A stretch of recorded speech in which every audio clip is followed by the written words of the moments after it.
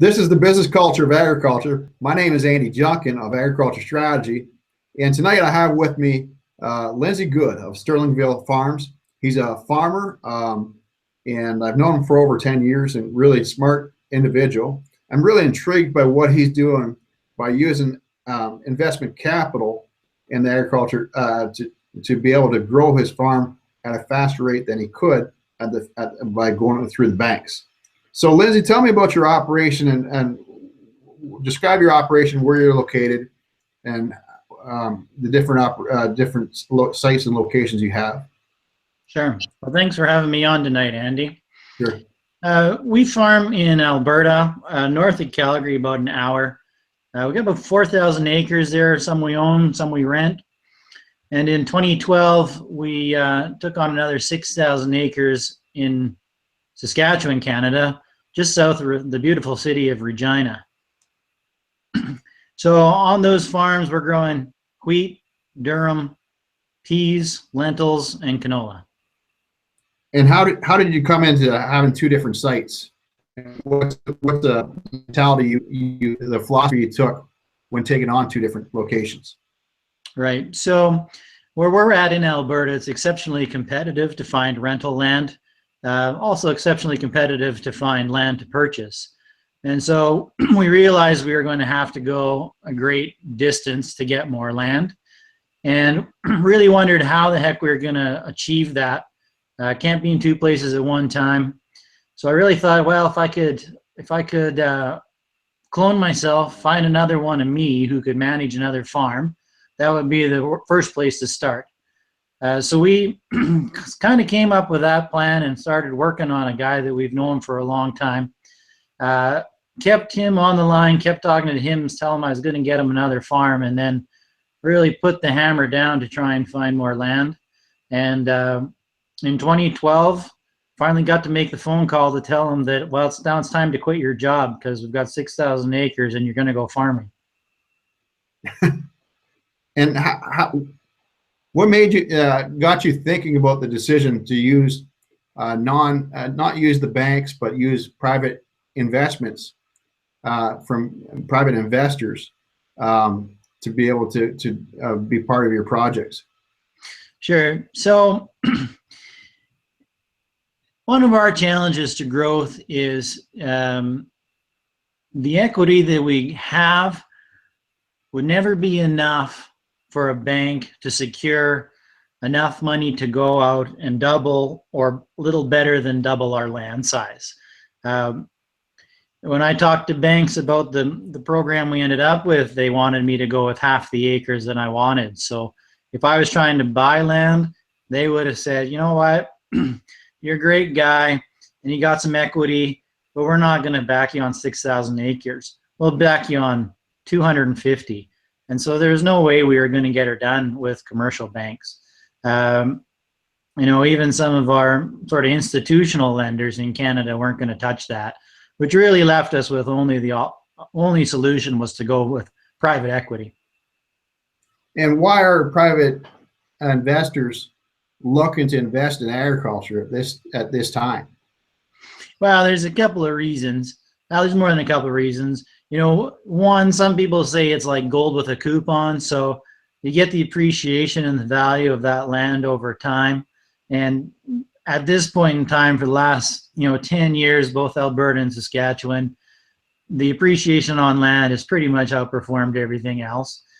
And you get that coupon. So you're going to get cash rent annually, or you're going to get a share of the crop annually. So you're making money on appreciation, and you're making money by growing a crop or getting a cash rent. So that's, some of the business reason. There's also another investor out there who's more concerned about long-term net worth for their family. So they're purchasing land for maybe not their kids, but for their grandkids, so that they can have a really hard asset, really hard to devalue that asset. If price of land starts to go down, your mutual funds aren't going to be in great shape either. So it's hard to devalue. It's super hard to embezzle farmland. So it's an absolutely safe home for their investment dollars. Yeah, and I think with the interest rates being so low, even getting into negative interest rates, they're talking about, and in some economic circles, they're agriculture's a safe place to park your money. So talk about the use of optimized capital. Like what's the you when we talked on the phone ago, you were talking about the concept of optimized use of capital, and I'd like you to discuss that a bit further. Yeah, so we think and we believe and we've seen that there's an optimal farm size out there. We've got oodles of farmers that are undersized, and we've got a few guys that are super big and they're challenged to keep it all together. Our business model, we want 6,000 to 8,000 acre farms, and that puts us right in the sweet spot on the size of acres. So one of the ways we come up with that number is we look at how many acres can you combine with a single unit. And in Western Canada, we're looking at about 3,000 acres. So, couple of combines, that gets us to 6,000 acres. You might be able to push it on some years, do a few more. But really, those are the only equipment you duplicate. Everything else is single units. You don't have to have two of them. You don't have to have a lot of people. So that's kind of one of the reasons for being there. The other one is 6,000, 7,000 acres is a really nice size for one farm manager to run with seasonal help. That guy can, spend a lot of time on equipment, but he can also train and supervise other people on equipment, and they're getting it done, and it's going to be done right. So that timeliness is not an issue because they're right there. They're not driving all over the countryside to get to the next field, and by the time they're there, they're too late, right? Chasing around to find the right spot. So they're always very timely, and that's the key for yield. And I think 1,000, the economic efficiencies you have, you need 3,000 acres to put through a combine in order to make it pay.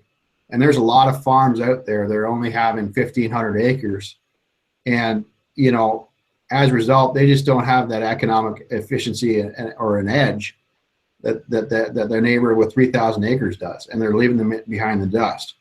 Do you find how much of an economic efficiency are you finding by having the optimum size as opposed to what you'd be able to afford on your own? Right. So, one of the things that we've done for about 2 generations of farmers is try to cut costs. And you end up running some old equipment that breaks down and you lose your timeliness, or you start skimping on inputs and you lose your yield. So, what it's allowed us to do, right, is to be timely on those operations in the farm and maintain our yield. The other thing that everyone seems to forget is that you got to generate revenue. And so you can lower all the costs you want per acre, but if you don't have enough acres to generate the revenue you need, it doesn't really matter. And I also think that if you're a family farm, there's some operations I work with in Western Ontario and really all over North America that there might be 6 or 7 kids. There's some larger families I work with. I have one family, they have 13 kids, and actually a couple of families with that size of family.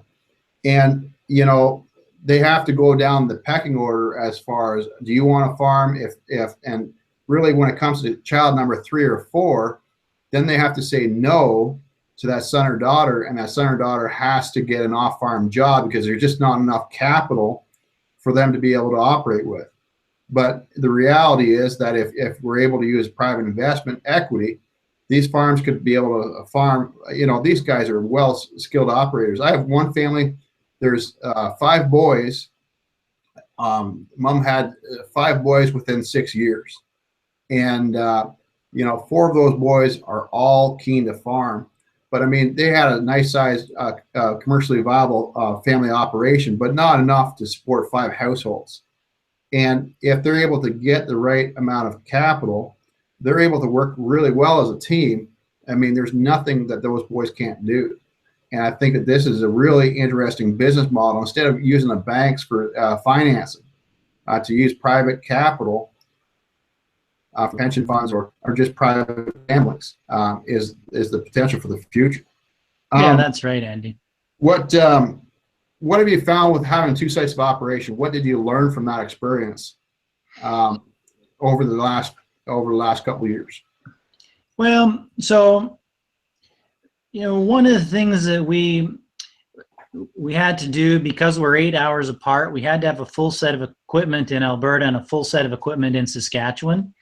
And that's all right. I mean, it allows us to be timely and efficient in each site, but there are times when it would be nice if we had an equipment trailer. This past fall was a classic example. I was combining, Saskatchewan was sitting still waiting for weather to clear, and I could have ripped out here with that trailer, picked up a combine and an operator, and had 3 in Alberta instead of running with 2. And by the time I was done, they still had a week and a half left in Saskatchewan. Same story, right? I could have put a combine on a trailer, been out here in 8 hours, and then had 3 out here and been done that much faster. So we haven't been perfectly efficient with that. One of the other things we also didn't achieve, we didn't utilize our purchasing power and our marketing power well enough. And a lot of that is due to sort of long-term contracts and long-term relationships with retailers, but we never really got to the point where we could maximize our purchasing power between the 2 farms. We also didn't get there with some of our marketing. Part of our problem is that, we've got a number of different crops between the 2 locations. Really, the only one that's consistent was canola. We never really got to the point where we could go to a grain company and say, instead of saying I've got 50,000 bushels in Alberta, this is what I want to sell, what will you give me? Or say I've got 60,000 bushels in Saskatchewan, go to the grain company and say, I've got 110,000 bushels, what are you going to do for me? This is the kind of price I want. So do you want it or not? And if the answer is no, I'll move on to the next grain company. And we didn't quite get there. One of the things we did achieve, though, with our size, in 2012, when we brought Saskatchewan on stream, we had to buy a whole pile of equipment. So we had to buy new equipment in Saskatchewan. At the same time, we replaced a bunch of equipment in Alberta. So we brought about 12 brand new pieces of equipment from Deere. And so we put the screws to them pretty hard and made them give us a reasonably good discount. What about the difference in weather? Are you finding that you're able to, if you have a drought in one area and a good yields in the other, or is it balancing out, or how are you finding that's working for you? Well, I really thought that was going to be a big win for us. And, over the past 5 years, it really hasn't played out. And this last year was a great example, right? We had a major hailstorm in Alberta that touched 3/4 of field peas. And later on in the summer, we had a major hailstorm in Saskatchewan. So, sometimes that bad luck just happens. Having said that, though, in Alberta, we're on a black soil zone, which gives us some cropping options. In Saskatchewan, we're on a heavy clay, and that gives us a little bit different cropping mix and some opportunities there. So we didn't necessarily have the biggest win, but we certainly had a win from being in 2 different locations. So what's unique about your human resource business model? Sure. Where do you want to go further? So Andy, one of the absolutely the biggest key to success we've had is when we hired our operations, our farm manager in Saskatchewan, we absolutely hit it out of the park with the guy we got, right? He absolutely is a gem.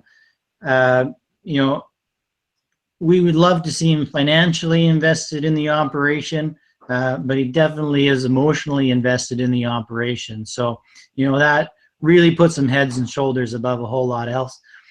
The other thing that we're looking for is we're not looking for somebody who wants to drive tractors all day.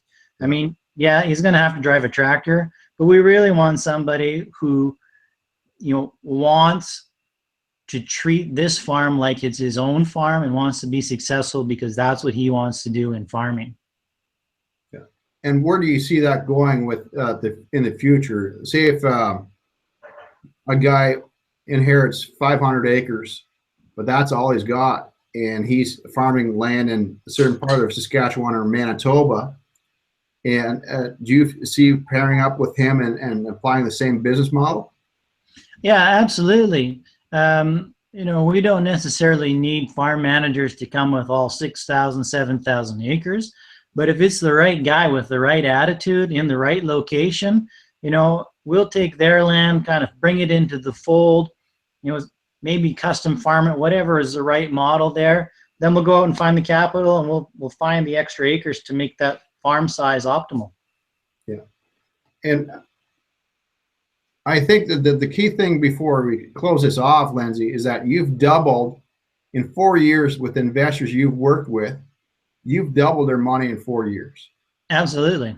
And, you know, I think that that's outstanding. I mean, we can't predict the future, but it's definitely of interest to anybody wanting to park their money in a safe location. If there's an investor or a young farmer that wants to get a hold of you, what's your phone number? How do they get a hold of you? Sure. The best way to get a hold of me is my cell phone. Number's 403-701-0333. I think you better repeat that. I'm going to just repeat it. It's 403-701-0333. And with me today is Lindsay Good of Sterling Farms Incorporated. I'd just like to say thank you very much for dropping by the show.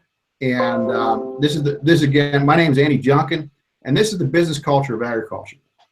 We're going to be airing this the show on farm management and farm succession, and really the business culture of how farm families make decisions together. We're going to be running this show every night, weeknight, Monday, Tuesday, Wednesday, and Thursday for the next 100 days. And you can find out more information at agriculturestrategy.com. My name is Andy Junkin. This has been Lindsay Good of Sterling Investments. His number again is 403-701-0333. Lindsay, thanks for your time. Really appreciate that. You take care. Thanks, Andy.